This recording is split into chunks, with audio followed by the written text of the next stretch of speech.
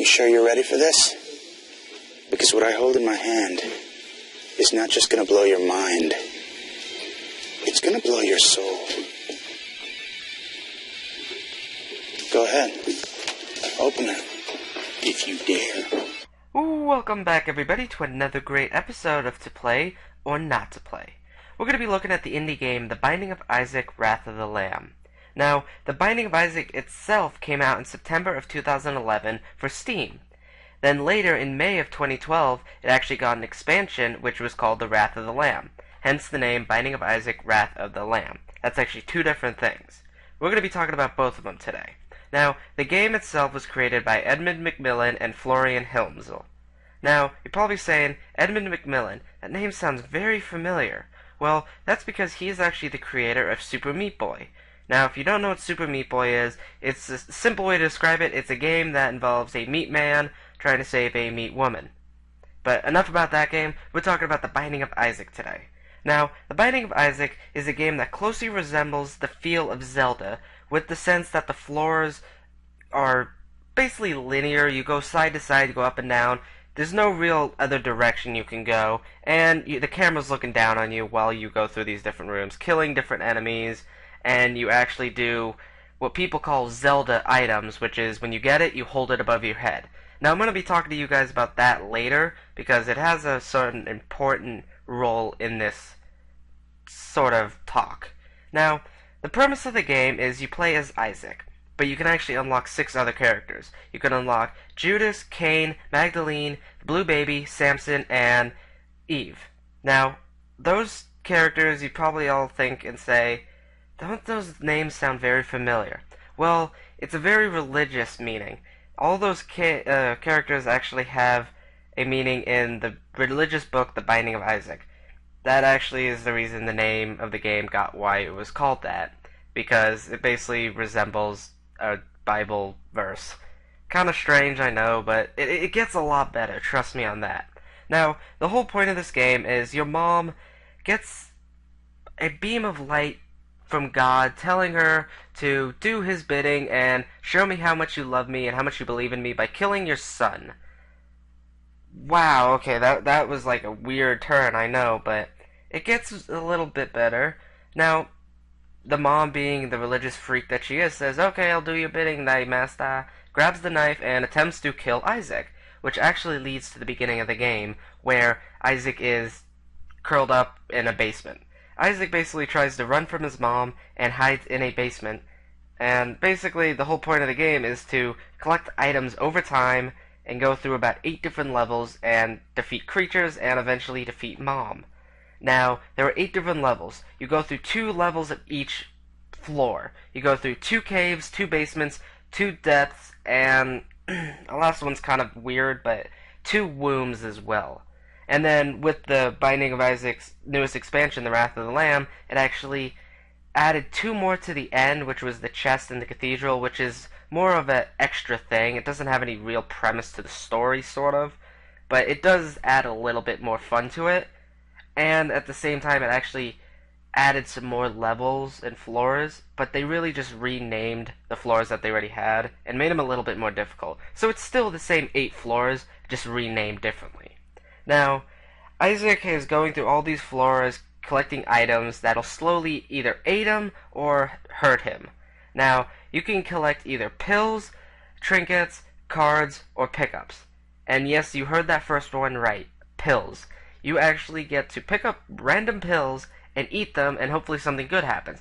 9 times out of 10, though, something bad happens, whether your speed goes down, you lose health, something weirder. But the funniest one is the pill's called Puberty, and it basically just makes you look kind of messed up. It's really funny.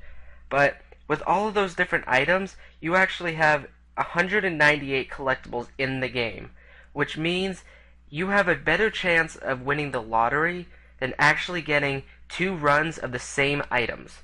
I mean, granted, you might get 2 items that are the same from each run, but you're not going to get 3 or more of the same items. Like I said, you have a better chance of going and winning a lottery ticket than actually doing that. So, if I were you, go get a lottery ticket, and you'll probably win. So, just a thought. But the cool thing about it is, like I said, there's the randomization.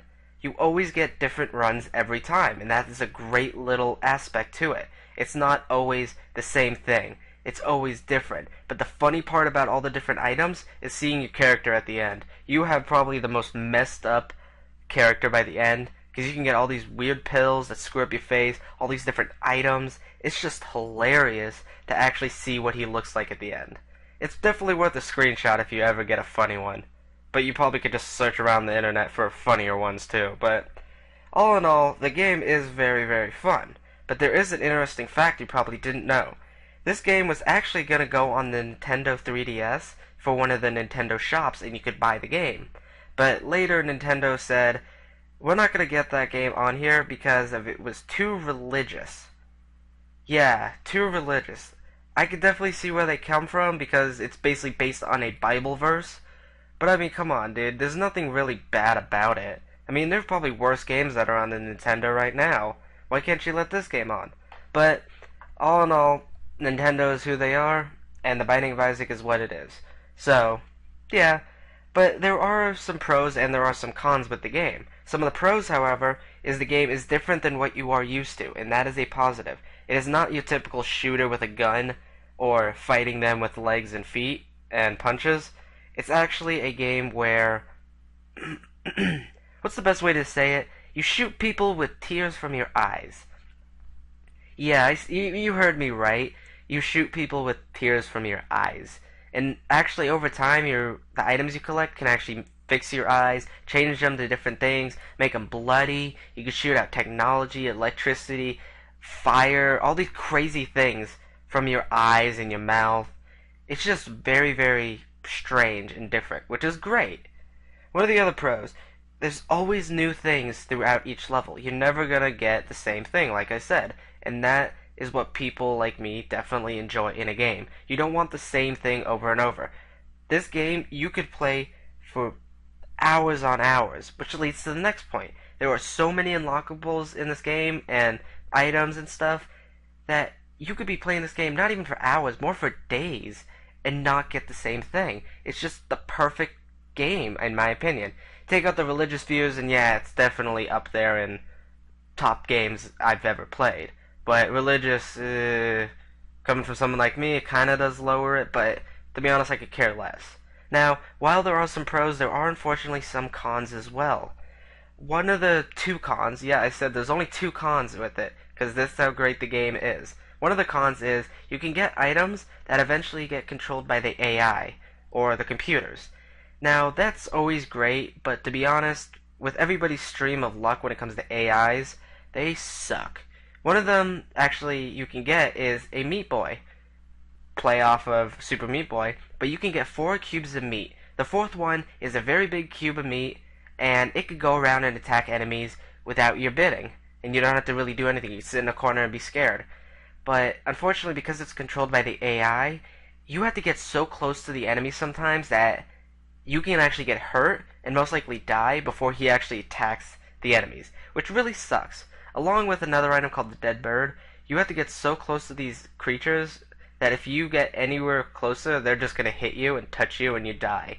So those things don't have the best visual, I guess to say, so they will actually stay back and let you do everything, and they just sit there and be like, yeah, you picked me up for nothing, I'm just going to sit here and be useless. It's like, hopefully, if there's another update, they get a little bit better, and you don't actually have to stay near enemies so that they go after them, but that's just a little minor detail.